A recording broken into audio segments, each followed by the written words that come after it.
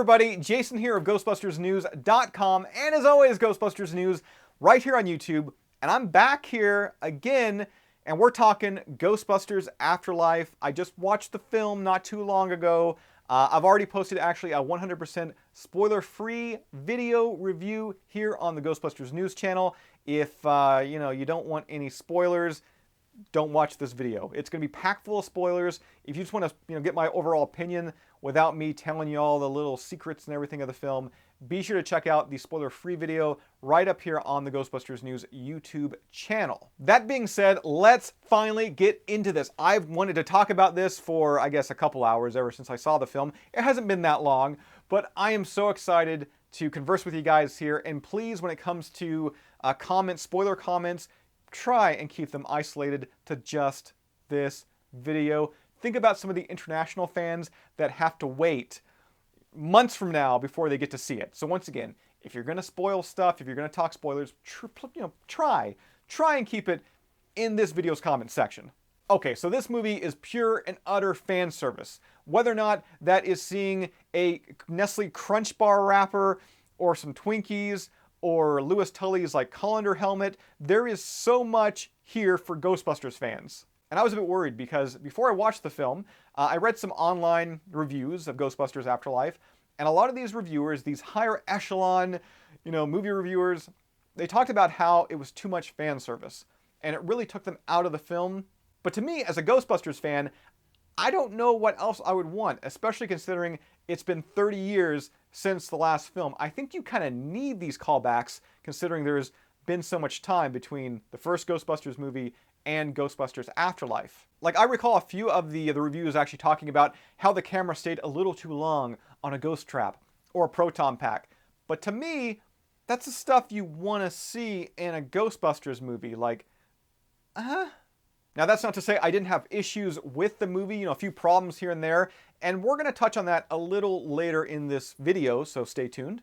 But one thing I do want to talk about, and that is the original Ghostbusters, the OGs, Peter Venkman, Bill Murray, Ray Stantz, Dan Aykroyd, and good old Winston Zeddemore, Ernie Hudson. They are back, and they suit up. They wear the old school Ghostbusters flight suits, they strap on the proton packs, and they do battle at the end of the film with Gozer the Gozerian, just like the good old days. And they are not alone, as they are joined by Annie Potts, who's in the movie, and she also has a post-credit scene, as well as Sigourney Weaver, who has a mid-credit scene. Oh, and also, Egon's back. Harold Ramis is back. I mean, it's a CGI Harold Ramis, but holy flippin' Gozer, guys. The CGI is really, it's crazy, crazy good. I've seen a couple Marvel movies where they've used that de-aging. This is better. I mean, he's a ghost, so he's kind of semi-translucent and everything, so they could probably get away with a little more that way, but crap. I mean, it felt like Harold Ramis was on the screen. Now I'm going to come back to the ending there with Harold and Billy and Dan and Ernie, but I kind of want to talk about some of the other stuff first. I've got no script for this video, so if my ramblings seem a little incoherent, I apologize. But we do see Egon at the beginning of the film, and we don't really see him. It's just kind of you see his face, but he's always in the shadows and such. They definitely have a stand-in for this scene. And after a run-in with a terror dog, Egon does meet his untimely end actually inside the living room of the Spengler home. The Spengler farm, I guess I should say. And this leads to Callie, played by Carrie Coon, Phoebe, McKenna Grace, and Trevor Finn Wolfhard, leaving their home and moving out to Somerville. They've inherited this farm, and at the same time, wouldn't you know it, they've just been evicted from their home. Now, I was kind of actually thrown for a loop at the beginning because when Egon dies, I was expecting that Ghostbusters 1, Ghostbusters 2, Ghostbusters 2009 video game, Ghostbusters reboot kind of style intro where, the Ghostbusters logo would appear and you'd hear the theme song would kick in. And I've been dreaming of Ghostbusters 3 for the better part of 30 years. I've been thinking about how the intro would be, and I've always thought about that theme song kicking in and, what would lead to it. And we don't get that at the beginning. We do get it later, and I'm going to touch on that. Don't worry.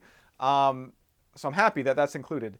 But we don't get it at the beginning, and it really messed me up. Like, for the first 20 minutes of the film, I really couldn't concentrate. And I already mentioned this in the spoiler-free video, but what eventually did actually, grab me and like pull me into the film was McKenna Grace. McKenna Grace as Phoebe, her interactions with Logan Kim as Podcast, and Paul Rudd as Mr. Gruberson. They were fantastic. They were hilarious. She's got this really weird and like, I don't know, horrible kind of gag where she tells like just really unfunny dad jokes. And the first one you're like, ugh, oh God. And then the second one hits, and then the third one hits, and they become funnier. The more you know Phoebe, the funnier those horrible jokes become. Like by the third one, I was begging for more. I'm trying to think of one of the jokes now. Like, what do you call a dead polar bear? Anything you want. He can't hear you now. Like, it's not funny, but her delivery and her character and McKenna Grace is just so damn awesome. It worked. Now, as I already said, Annie Potts is in this film, and she's got a small role. Let's be honest here. She's probably in it for maybe 45 seconds to a minute or so. She's actually handling Egon Spengler's estate. And I really wanted a bit more from Janine. There's kind of like a weird, I don't know if I'd call it emotional, but she kind of fumbles over her words a bit, like I am in this video.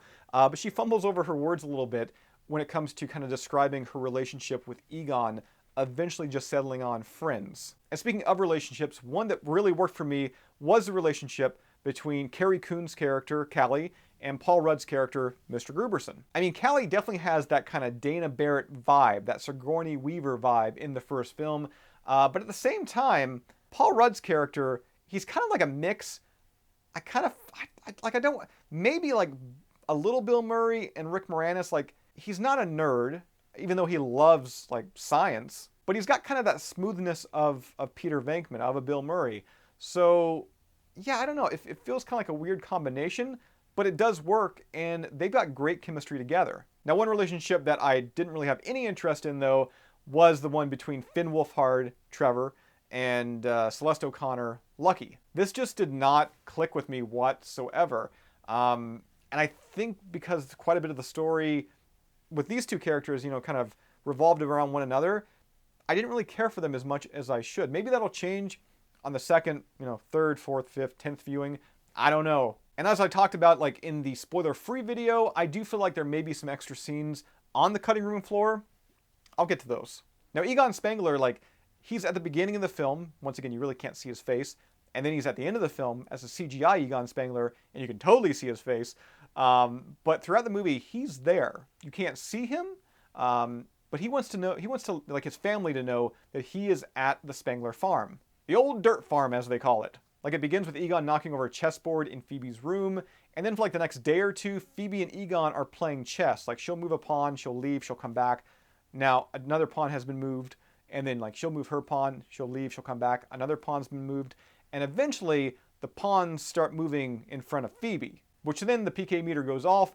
Phoebe, she picks up the meter, and Egon kind of like shows her where to go in the household to find the ghost trap. And then eventually later in the movie, she finds the proton pack and the equipment and like this underground secret science lab that Egon had. And talking about Phoebe, Podcast, played by Logan Kim, he's a character that when I first saw him, like the first 45 seconds, I was like, I don't like this, because it's evident from the get-go, he is comic relief. When he's talking, 3/4 of the time, it's gonna be a joke. And that's a dicey role to play, especially for Logan Kim, who he's never really been in a movie. No, he hasn't been in a movie at all until now. So I was a little worried about this, but it does work. I read one review where it called him like a little John Candy, as I think what they called it. And I wouldn't go that far, but he is funny. He is entertaining. I like the character Podcast. I like Logan Kim as an actor.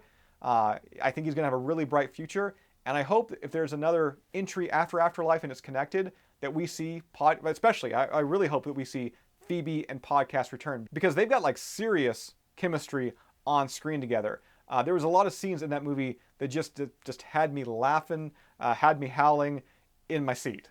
Should also mention that Podcast is a very important character in this movie in terms of getting the casual Ghostbuster fan or maybe the person who's watching this that has never watched Ghostbusters in on what's happening. There's a scene early on where he's kind of showing Phoebe the Shandor mines, and he's telling her this story about how all these miners committed suicide, and there's this Shandor curse. And later in the film, I'm pretty sure he's like reading Tobin's spirit guide, and he's reading some stuff in there about like terror dogs, and Vince Clortho and Zool, Gozer. Like, if you are coming into this totally blind, he gives you that information that you need to really enjoy this film. And at the same time, if you're a little hazy on your Ghostbusters knowledge and your trivia, this is a good refresher. He really does like a great job at setting up the scenario and the stakes. Now, because both Podcast and Phoebe, they are so young, they do not know what happened back in New York City in 1984. The whole New York City cross rip. In fact, Mr. Gruberson, Paul Rudd, he has to show them in the way of like some YouTube videos of like old archival newscaster footage. And the events of 84, it seems like it's pretty much just like a conspiracy theory now. Like, did it happen or didn't it happen? Nobody really knows for sure. And I like that approach that they took with it. It makes sense, especially in the world we live in today, where like conspiracy theories are everywhere. But what I didn't like was all that archival footage was taken from the 84 film, and there was nothing whatsoever from Ghostbusters 2, like 1989. And I get that makes sense from like a story standpoint, because the story in Afterlife is only connected to Gozer. There is nothing here about Vigo the Carpathian, River of Slime. There's nothing here from Ghostbusters 2. And like, I'm pretty sure they just like took Ray's Occult from that movie, like the whole like Ray's bookstore, and they like cherry picked it and just popped it into Afterlife. Because if you're watching archival footage of the Ghostbusters, wouldn't there be archival footage of a museum covered in slime? Oh, and I don't know, maybe the Statue of Liberty like walking down the street to Higher and Higher playing? You think people would have remembered that. And for someone whose favorite Ghostbusters movie is Ghostbusters 2, I gotta admit, I'm pretty heartbroken over that. And I suppose if I'm going to talk about things that bothered me in the film, I'm just going to go all in on it, because another thing was the Aztec death whistle, which I love the look for. I know Adam Savage from Tested, he actually designed these, he made them for the movie. But given that Hasbro not only released a Ghostbusters whistle, but even included like a really tiny rendition of this on the Podcast Ghostbusters Afterlife Plasma Series figure, and heck, it was even featured like in the Ghostbusters rendition of Clue. And being that it was, I just felt like it was going to play a more pivotal role in the film. Like, really all that happens is he gets the whistle, he blows on it, it scares Callie, and then later in the film, Podcast and Phoebe, when they first find Muncher, he sees Muncher, he's like, I know what I'm going to do, and he blows into that death whistle, and it freaks Muncher out, and then Muncher spits like a bunch of metal at Podcast and Phoebe. And I think that's like the last time we see the whistle in the film, I'm pretty sure.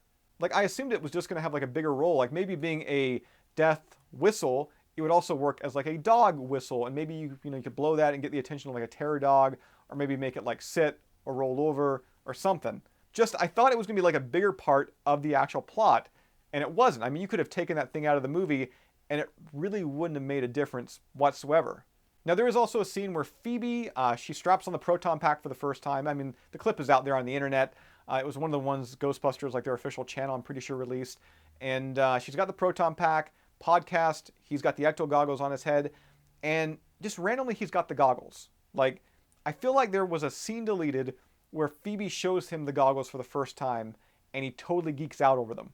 It's just really weird for him to randomly have the Ghostbusters ecto goggles on his head. Like, I understand Phoebe with the proton pack. She found it down there, in the whole, like, Spengler lab that's underground. Oh, and speaking of that, too, in that scene, Podcast, like, he takes, like, a photo with the goggles, and the photo feature is never used in the movie. I mean, it's a really cool feature, but it's never used. But then again, does it really have to be?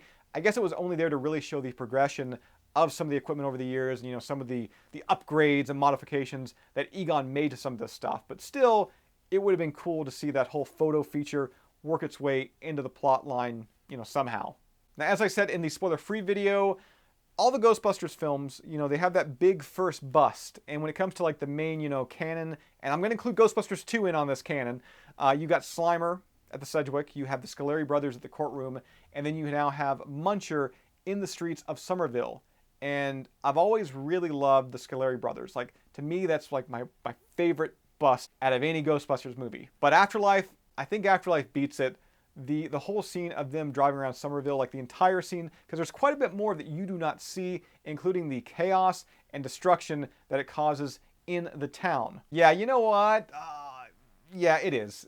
When it comes to that, early, like, quarter to halfway through the film kind of bust, this is my favorite. When it comes to Slimer, Scoleri Brothers, and Muncher, the Muncher one is, it's fun. It's so much fun. It's more fun than the Scoleri Brothers bust, and I never thought I would say that. Now, after that scene, all of them get arrested. Trevor, Phoebe, Podcast, they all get thrown in the Somerville jail, and we get more information about another character, and that is Lucky. And it's revealed that Lucky's father is the sheriff of Somerville. And to me, there's got to be some deleted scenes, right? Like, this is the only time, from what I recall, we see the sheriff. And he's connected to Lucky. I mean, he's her father. At least, I think he's her father. I don't really know if they said that in the film, but at least the relationship they gave off, I got the vibe they were father and daughter. I'm pretty sure. I could be wrong. I don't know if they said it, though.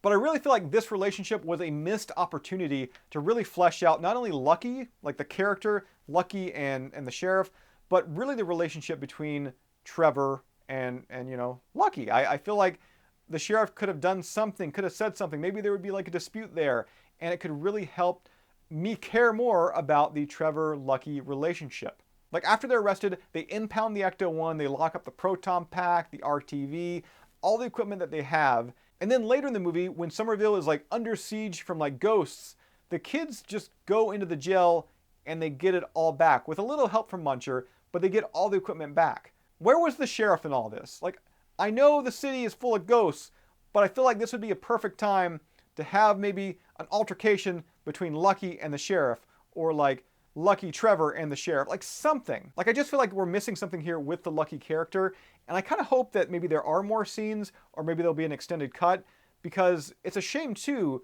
that the sheriff is only in one scene. I can't think of the actor's name off the top of my head, but I liked him. He was good. I wanted to see more of him. And when I first saw him, I got that kind of like Walter Peck, Jack Hardemeyer vibe, like, oh yeah, this guy is going to be the total, like, he's going to be the dick of the film. And then he's just gone. Like Phoebe at one point, she like grabs the neutrino wand and she's gonna shoot the sheriff. And luckily Callie's like, don't shoot the sheriff, Phoebe. Shoot the deputy. But no, I'm pretty sure that's the last time we see him in the movie. It's like that one moment and then he's gone.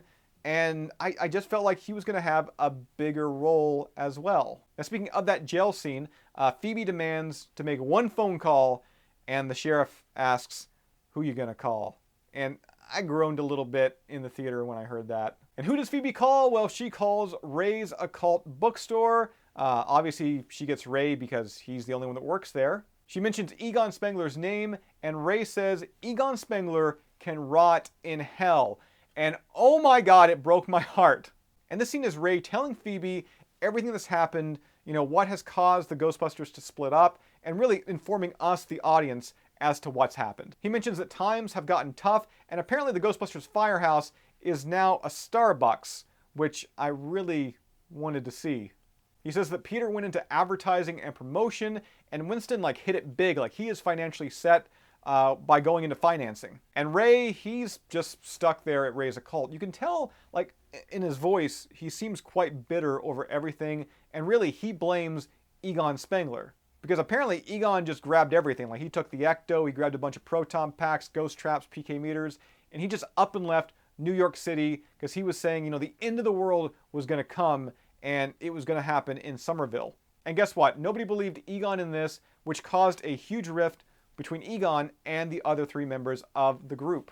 And I mentioned earlier how, McKenna Grace, with her interactions with, Logan Kim and Paul Rudd. I can't believe I forgot the sexiest man alive's name. But yeah, her interactions with them really made me love those characters. And the same is also said with her interactions with Callie. Her mother in the film. There's a great moment where after they get out of jail, they kind of get into an argument in the living room, the same living room that Egon Spengler died in. And Phoebe crying, she's talking about Egon Spengler, her grandfather, and she's like, he was special. He loves science like me. Which then at that point, Callie is starting to get choked up, which then in turn, I'm in the audience, I'm getting choked up. Really, I absolutely loved this scene, once again, between McKenna Grace and Carrie Coon. Now, I can't talk about Ghostbusters Afterlife without talking about the mini puffs, and we've pretty much seen like the vast majority of mini puff footage in all the commercials, all the advertisements. I mean, they pretty much showed the vast majority of the puffs, aside from like a few scenes at the very end of the movie. Rudd then has a run-in with the terror dog, and wouldn't you know it, Paul Rudd gets possessed. He gets taken over by Vince Clortho. Paul Rudd is now the Keymaster, which, by the way, the cup I got at my movie theater has Paul Rudd as the Keymaster on it. You want to talk about a spoiler alert? Now, with Rudd being the Keymaster, can you guess who's going to be the gatekeeper?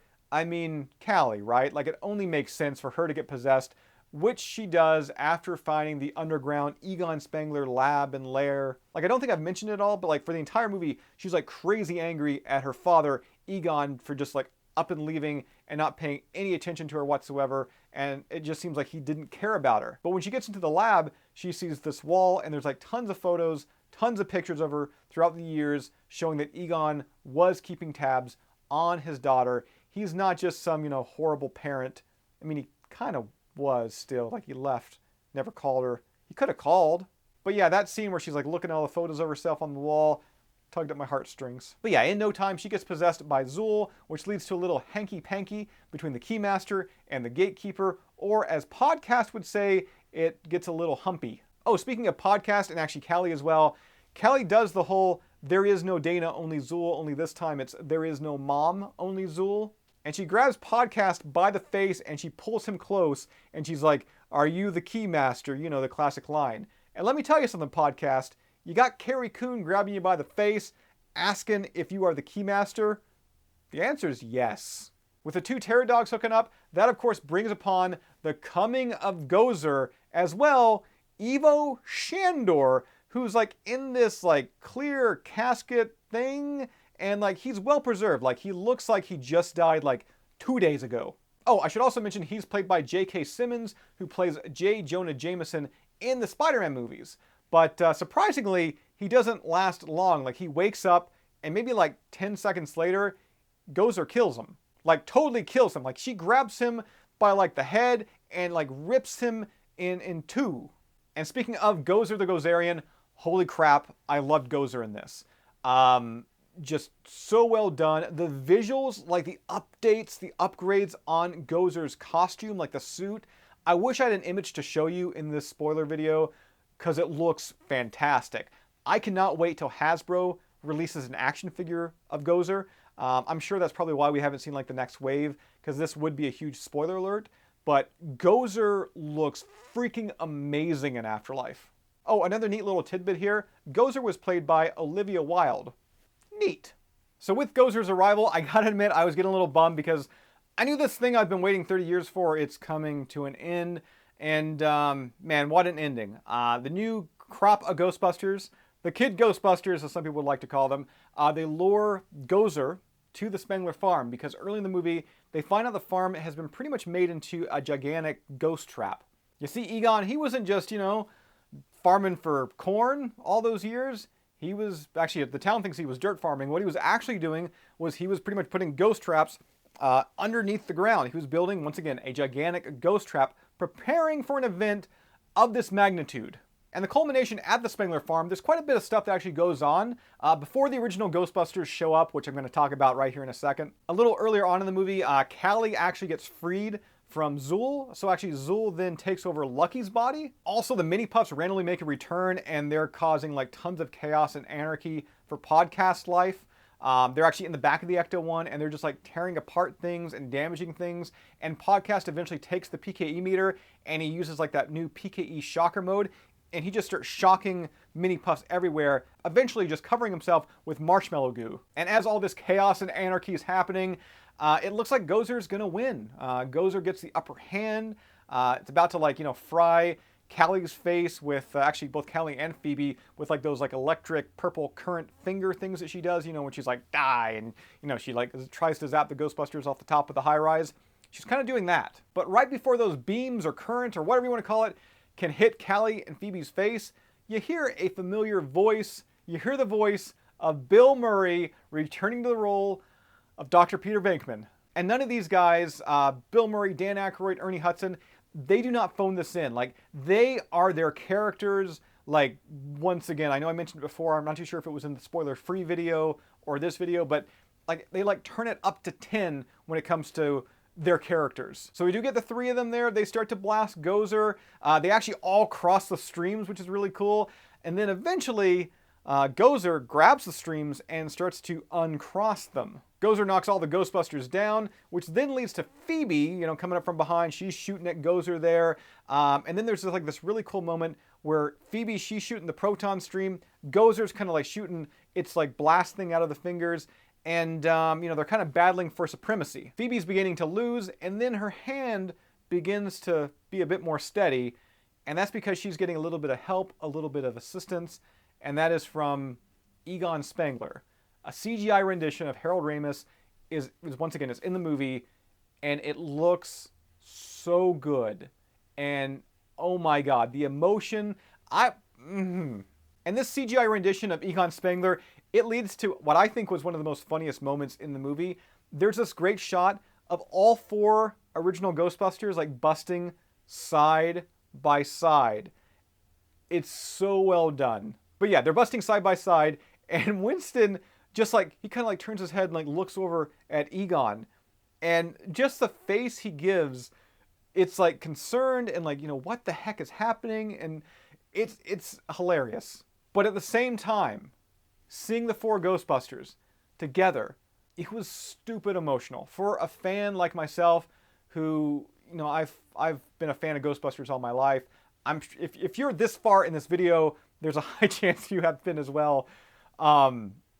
Seeing the four of them together, even though, once again, Harold Ramis, it's a CGI Harold Ramis, I never thought I would see that again. And seeing it in the movie, seeing it in Ghostbusters Afterlife, it was so good. It felt so right, and I was so worried when I heard that there could be a CGI Harold Ramis, a CGI Egon Spengler, that it was going to be done poorly, or it was going, you know, it wasn't going to look good, or was almost going to be disrespectful. But this wasn't. This was done so well. I can't imagine this being done any better, unless you could have had like maybe some Harold Ramis sound bites that we haven't heard before, because he doesn't talk. Not saying that him silent take anything away from it. You know what? Actually, more I'm thinking about it, to be honest, him being silent may have actually made the scene a little better. Maybe conveyed a little bit more emotion, because everything he was doing when it came to his interactions was like through his body and through his face. And after the Ghostbusters do bust Gozer once again, the whole farm's a big trap and gets, you know, sucked into the ghost trap there. Peter delivers the line to Egon, "Huh, I thought you might show up." And then Ray, like crying, apologizes to Egon for not trusting him. And then a moment that broke me was Winston telling Egon that he should have called, that they should have called. And we also get some great moments there with Egon acknowledging his family, Trevor, Phoebe, and then a pretty emotional moment with him and Callie at the very end, with Callie hugging Egon, obviously forgiving him for, you know, leaving her. He disappears, kind of floats off into the air. The Ghostbusters are left, you know, looking up at the air, and that's when we get the moment that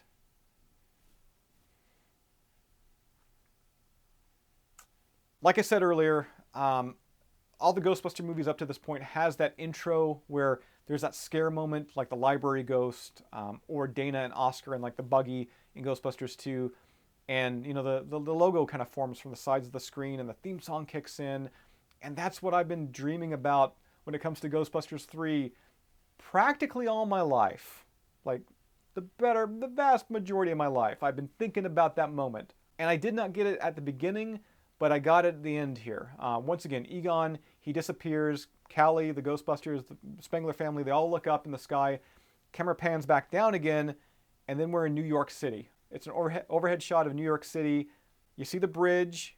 You then see the Ecto-1. The lights are going. You hear that, you know, guitar riff from the Ray Parker Jr. Ghostbusters theme song. It kicks in. The logo forms. The theme song, gets louder. I didn't get it in the intro, but I got it as the outro to the film. And you may look at me weird about this. I got emotional when it came to CGI, Egon Spengler, Harold Ramis. But the theme song kicking in, it got me. It broke me so bad. It really, really did. I'm thinking about it right now, and I don't know if it's coming through on camera, but man, like the Egon Spengler moment happened, and I kind of heard about it before watching the film, and when it was done, I was like, oh, you know what? I didn't have my big cry like I thought I was going to, and I teared up. I mean, tears came down my face for Egon, but just something about that theme song, and like I said, the moment I've been waiting for all these years, it just happened, and I lost it, and then it was the credits. And speaking of the credits, there are two credit scenes here. There's a mid-credit and an end credit.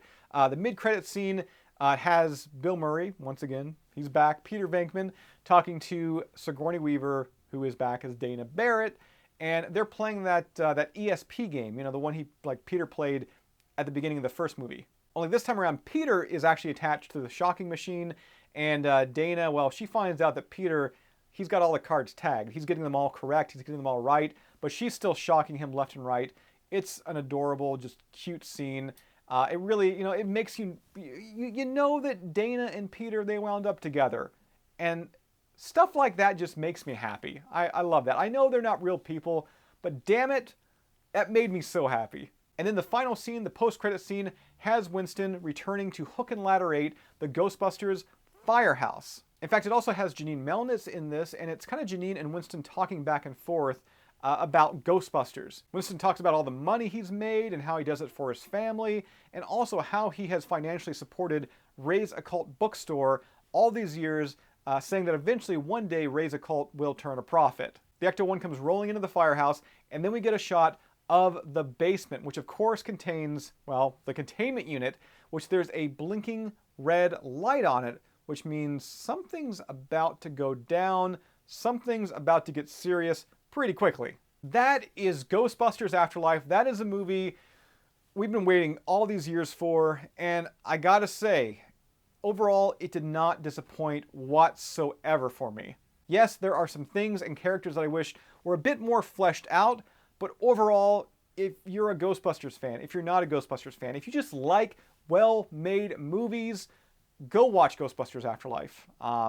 Like I just said, there's a few little faults here and there, but overall, it tells a heartwarming, emotional, action-packed, funny story that I'm still digesting. I said in my spoiler-free video, I don't really know where to place it, when it comes to my favorite all-time Ghostbusters film. I don't know yet. I've got to think about that. But as I've already mentioned, the last 10, 15 minutes of this movie, to me, favorite movie moment of all time. And I don't think I have to digest that anymore. I love the last bit of this film, the last 15 minutes with the Ghostbusters returning, with the new team, Gozer the Gozerian. It's everything I could have ever wanted out of a Ghostbusters film. And that's not to discredit, the other hour and 45 minutes of this movie, because good Lord, the vast majority of it was so good. Director Jason Reitman did an amazing job, picking up and, grabbing the reins from his father, Ivan Reitman. And I don't know if he has any plans to do another Ghostbusters. The way it sounds like to me, he's kind of said that he's left it open for other directors, to lend their hands in on Ghostbusters and, do their own thing. So I think he's probably going to be done. But if he does come back, I'm all for it. And at the same time, too, there's no financial numbers yet as to how Ghostbusters Afterlife has so far done this weekend. But damn it, I hope it made a ton of money. And I hope we see sequels. I hope we see more Ghostbusters. I hope we see a TV series, like a live action, a cartoon series. I just hope we get more Ghostbusters. At the end of the day, I hope we get more well-made Ghostbusters, like Ghostbusters Afterlife. Once again, I loved this film. So that about does it for this video. As always, be sure to subscribe to Ghostbusters News here on YouTube.